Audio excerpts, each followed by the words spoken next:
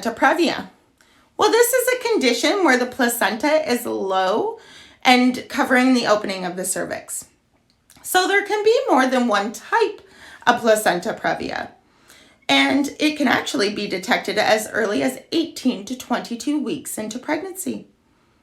So some of the different forms of placenta previa that are possible would include a low-lying placenta.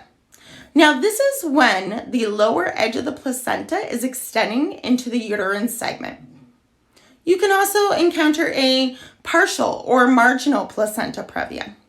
Now, this is when the placenta is within 2 centimeters of the internal cervical opening, otherwise known as os. And then the other form of placenta previa that is possible is a major or complete. So at this point, this is where the placenta is completely covering that opening, and to deliver the baby, a vaginal birth, it just wouldn't be possible, and you would more than likely need to go through a cesarean section to deliver the baby. So statistics do show that placenta previa will develop within 1 out of every 200 pregnancies. So I put this stat in here because you can just to give you an idea, because imagine how many women get pregnant every year, and 1 out of every 200, that's a lot. So, this is a pretty extreme condition, and I think it's really good to be aware about it. So just think about that. 1 in every 200 pregnancies can develop placenta previa, from a low line to a partial to a complete or major. So yeah, very interesting. So I just snuck this diagram in here really quickly to give you an idea what it can look like, So you can see here you have your normal placenta. You've got your placenta, your umbilical cord, your uterus, your fetus, the cervix, and the placenta is up there nice where it should be. Now you've got your low-lying placenta, and you can see how that placenta has moved down a little bit more and is quite close to that opening.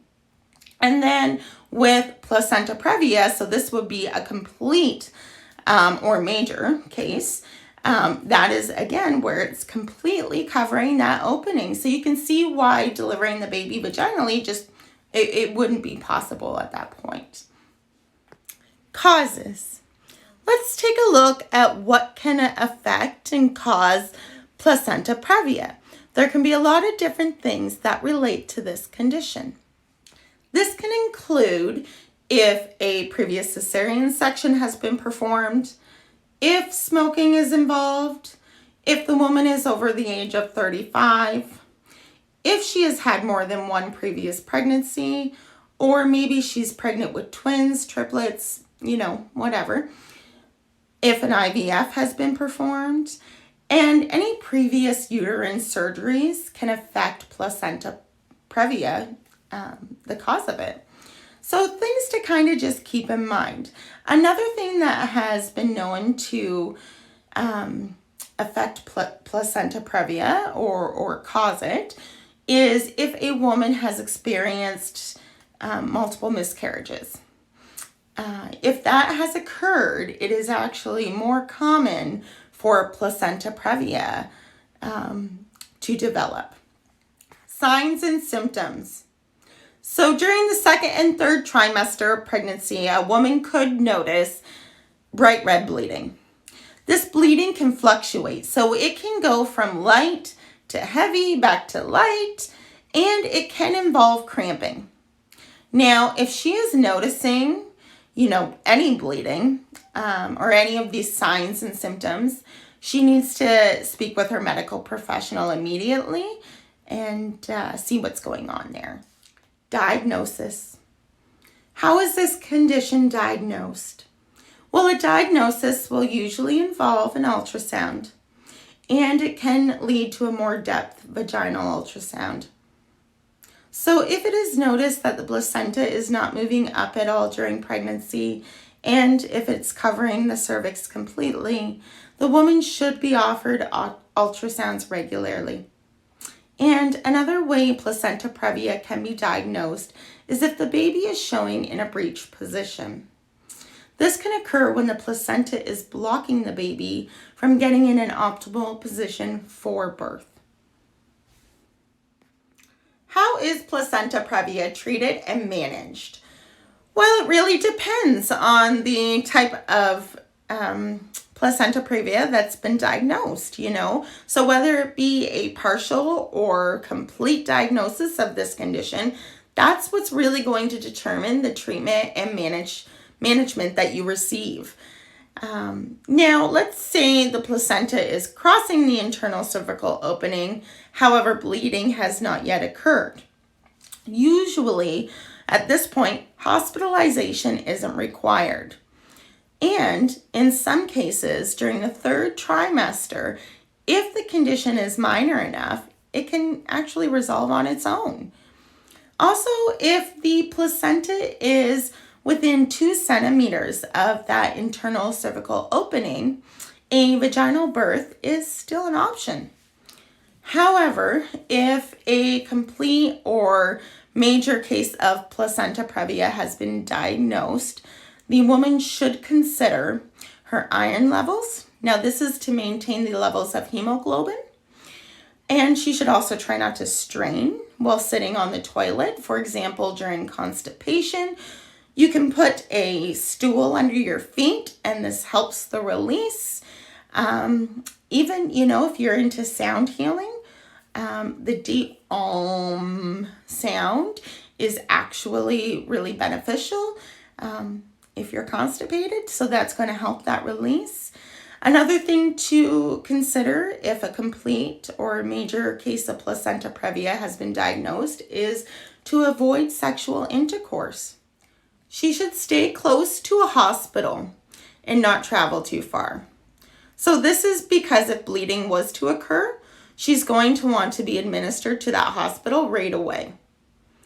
And if administered to the hospital and conditions were serious enough, this could lead to her medical professionals suggesting iron supplements. She could have blood transfusions done, and she could undergo a cesarean section. And this can happen 1 to 2 weeks earlier than the expected due date. 50% of women who experience this condition require hospitalization. Now, this isn't to say that women who have this condition should not be talking to their medical professionals, because if you do have this condition, or if you think you have this condition, 100% you need to be speaking and communicating this with your doctor or your medical professional, whoever you have there. Now, if a woman has experienced placenta previa, her doctor will advise her not to become pregnant for more than a year. And the reason for this is to avoid any future pregnancy risks. However, pregnancy happens. So if she does become pregnant within that year, she's going to be monitored, and she should receive an ultrasound around the 12th to 14th week. Risk factors. All right, so there are some concerning risk factors regarding placenta previa that both mom and baby might experience. And these risk factors can include major bleeding, shock from blood loss, lack of oxygen, which can cause fetal distress. If a cesarean section is required, this could result in a premature birth. If the placenta doesn't detach from the uterine lining, it can require a hysterectomy. Blood loss for the baby. Scarring of the uterine lining, otherwise known as endometriosis. Fibroids or placenta abnormalities. And most serious of all, death. So this is a very serious condition, as we can see here just from the list of risks that are associated with it. Natural remedies for placenta previa. So it's actually been said that you cannot do anything to change the position of the placenta. Now, It's also been suggested that a woman that is experiencing this condition, the best thing that she can do for herself is eat healthy. Get those iron nutrient meals into you, because what that's going to do is reduce the chances of becoming anemic. However, Chinese medicine suggests that acupuncture and Chinese herbal medicine can be supportive. So Chinese medicine believes that the spleen has an ascending function, and if it is deficient, it may not be strong enough to hold things up. This can be referred to as sinking qi. The sinking qi could play a role in placenta previa, organ prolapse, hemorrhoids, and more. So I found this information on a site called Treat Placenta Previa with Chinese Medicine, the Unova Center. It was quite an interesting site, so I've added the link here, and I suggest that anybody that wants to maybe learn a little bit more about the Chinese medicine aspect of this to check out this link, because there is an interesting story, and I've put a bit of it in here, but only just briefly. We don't want this video to be super long. So the story that I found, a woman had been diagnosed with placenta previa. She scheduled a cesarean section because the placenta wasn't moving enough for a vaginal birth to occur. However, after working with some Chinese medicine and, doing the acupuncture and the Chinese herbal medicine, she was actually able to cancel that cesarean section because the placenta previa had completely resolved on its own. Now, I would like to suggest that these natural remedies support the body in healing itself. I would not suggest that they can cure conditions. However, they definitely help our bodies. Community resources. So if a diagnosis of placenta previa has occurred, the next thing to happen will be a referral. And this is to evaluate how severe the condition is. So I've listed just a couple of resources here. The first one I've got is Mount Sinai. It is located in Toronto, Ontario, Canada. And this is a hospital that works with women who have been diagnosed with the condition. They also have a lot of great information on the placenta and whatnot. So I encourage anyone who wants to maybe learn a bit more to take a peek for themselves. I also have the Ontario Fetal Center, which work with women who have been diagnosed with this condition. So let's say, you see these signs, you see the symptoms, maybe you notice some bleeding, and it fluctuates from light to heavy, and you're just not sure, and you go in and you talk to your medical professional, and they suspect that placenta previa might be occurring. So the next step at that point is when the referral will be sent off to have more testing done to see how severe that condition has gotten or is. So I've listed just the resources that I used for this video here in case anybody would like to take a deeper look into placenta previa. If we didn't cover anything that maybe you wanted to learn about, definitely check out the links. They're all accessible through this video. You just have to click on the link and it should take you right to the page. But there are many sites talking about this condition. So I just, like I said earlier, I encourage all to kind of take a look, see what you can find. And, if you did find something that isn't in the video, I welcome you to comment below, because we're all growing, we're all learning, and we need to bring more awareness to these conditions and, what they're about. So let's teach each other. So, yeah. All right. So we've made it to the end.